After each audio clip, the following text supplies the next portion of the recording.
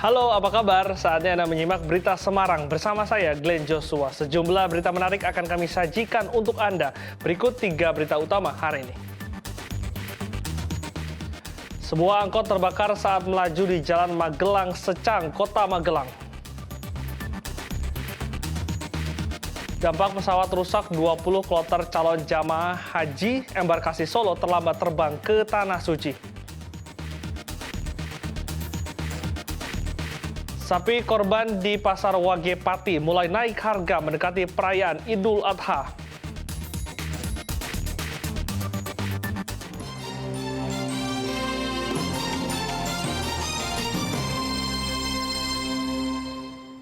Sebuah angkot jurusan Magelang Secang tiba-tiba terbakar saat tengah melaju di jalan. Api yang membesar nyaris membakar sebuah warung yang ada di pinggir jalan. Sebuah mobil angkutan umum ludes terbakar di pinggir jalan wilayah Kecamatan Secang, Kota Magelang, Selasa siang.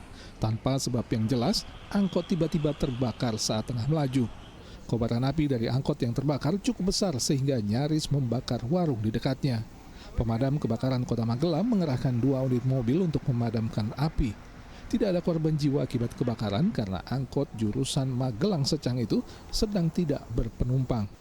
Unit yang kita terjunkan dari Kabupaten Magelang sejumlah 2 unit ditambah dari rekan Kota Magelang itu sejumlah 2 unit mobil. Ada korban nggak, Mas? Untuk kejadian tersebut tidak ada korban sama sekali, hanya untuk pengemudi minibus jenis angkot tersebut mengalami shock. Dibutuhkan waktu 20 menit untuk memadamkan api termasuk kebakaran di dekat warung. Dugaan sementara, api berasal dari korsleting pada sistem kelistrikan mobil. Wahyu Diono melaporkan dari Kota Magelang. Prihatin dengan kondisi jalan aspal yang bergelombang dan sering memakan korban di Kota Semarang, tokoh masyarakat bersama puluhan warga menggelar aksi doa tabur bunga di tengah Jalan Brigjen Sudiarto. Warga meminta jalan yang rusak dan bergelombang segera diperbaiki oleh pemerintah. Sejumlah warga Senin lalu menggelar doa dan tabur bunga di Jalan Brigjen Sudiarto, Kota Semarang, tepat di depan Pasar Gayam Sari. Di lokasi ini, sepekan lalu seorang warga Batan Miroto, Semarang Tengah bernama Bahori tewas terjatuh dari sepeda motor disebabkan jalan aspal yang bergelombang di tempat tersebut.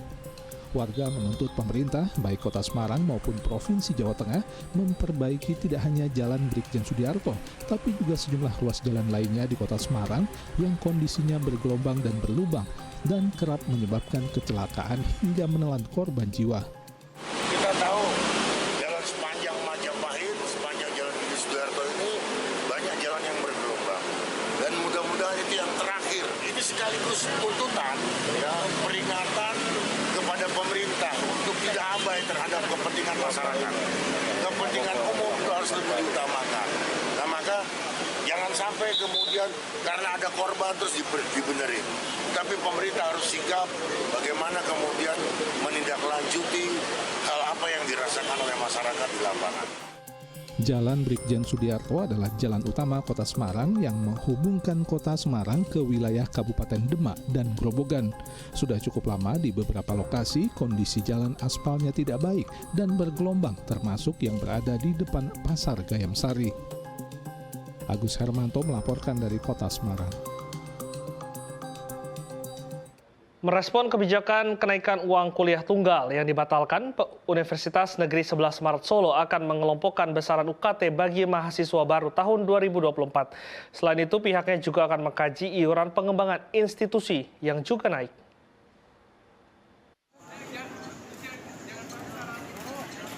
Kebijakan kenaikan uang kuliah tunggal UKT oleh sejumlah perguruan tinggi negeri, terutama yang berstatus badan hukum milik negara di Indonesia yang mendapatkan penolakan keras dari mahasiswa, orang tua mahasiswa, dan DPR beberapa pekan terakhir, akhirnya dibatalkan oleh Mendikbudristek. Paling tidak untuk mahasiswa baru yang masuk tahun kuliah 2024. Keputusan itu disampaikan setelah Mendikbudristek dipanggil Presiden ke Istana Kepresidenan Jakarta Senin siang.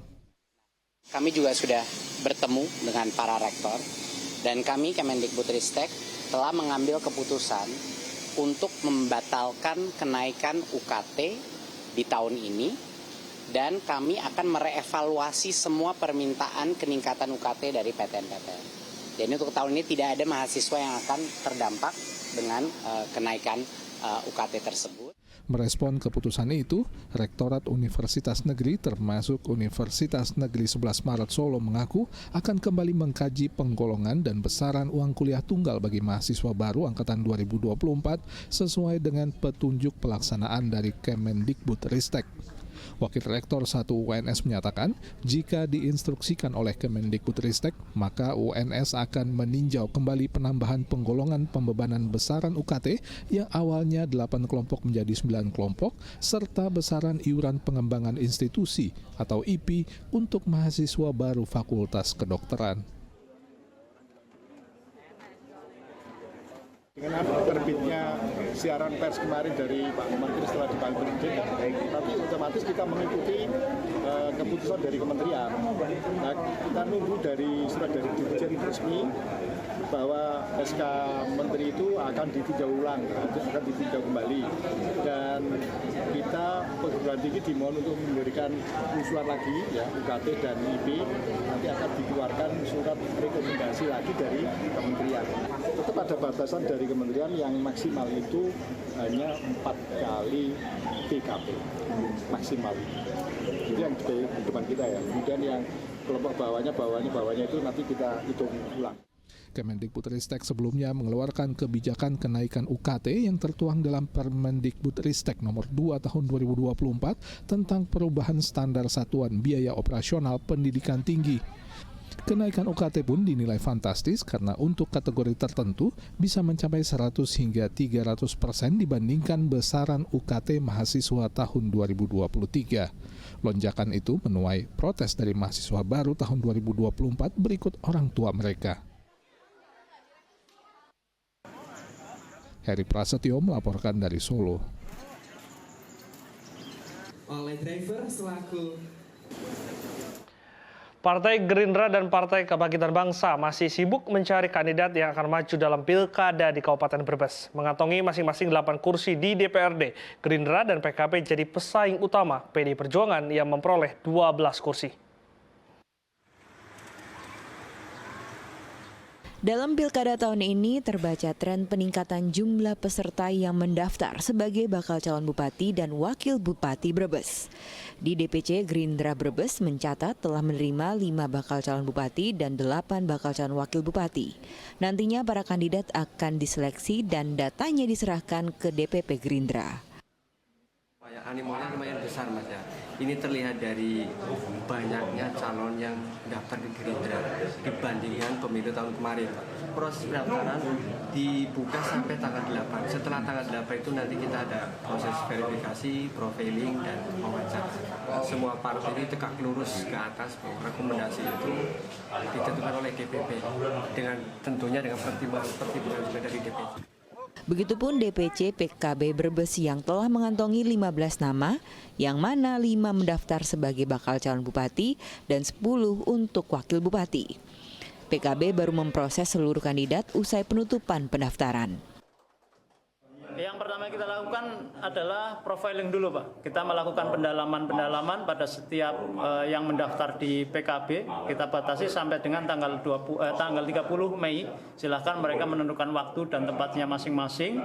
Setelah itu nanti kita dari hasil profiling itu kita lakukan laporan ke DPW dan DPP PKB. Dalam pemilu legislatif Februari kemarin, Partai Gerindra dan PKB memperoleh masing-masing 8 kursi DPRD Brebes. Kedua partai ini menjadi pesaing kuat PDI Perjuangan yang meraih 12 kursi. Sugiartono melaporkan dari Kabupaten Brebes. Wakil Ketua DPW Partai Nasdem Jawa Tengah mengembalikan formulir pendaftaran Pilkada 2024 ke kantor DPC Partai Gerindra Kota Salatiga. Namun, ia mengubah posisi pendaftaran yang awalnya wali kota menjadi wakil wali kota Salatiga. Wakil Ketua DPW Partai Nasdem Jawa Tengah mengembalikan formulir pendaftaran bakal calon wakil wali kota Salatiga ke kantor DPC Partai Gerindra Salatiga Selasa lalu. Sebelumnya Thomas hendak mendaftar menjadi calon wali kota. Namun dinamika politik terjadi sehingga mantan kader Partai Gerindra itu mendaftar menjadi calon wakil wali kota. Saya sekarang posisikan sebagai wakil sekarang, Pak. Wakil sekarang. Posisi wakil itu perintah DPP atau memang jenengan sendiri yang menginginkan posisi H2? Ya, setelah diskusi dengan berbagai pihak, memang kami yang ideal diwakil. Penyerahan formulir dan berkas oleh Thomas adalah yang pertama diterima oleh Partai Gerindra. Terdata 6 orang yang mengambil formulir pendaftaran bakal calon wali kota dan wakil wali kota melalui Partai Gerindra Kota Salatiga. Yang sudah ngambil total ada 6. Jadi setelah nanti para bakal calon mengembalikan formulir dan dokumen, baik bakal calon wali kota maupun calon wakil wali kota, nanti kita lakukan penjaringan berkaitan dengan kesiapan segala sesuatu lah, selain popularitas, elektabilitas maupun tadi kaitannya dengan isi tas. Dalam pemilihan legislatif lalu, Partai Gerindra memperoleh 4 kursi di DPRD Kota Salatiga. Hal ini membuat Gerindra juga harus berkoalisi untuk bisa mengajukan calon karena syarat minimum pencalonan adalah 5 kursi DPRD. Yulianto melaporkan dari Kota Salatiga.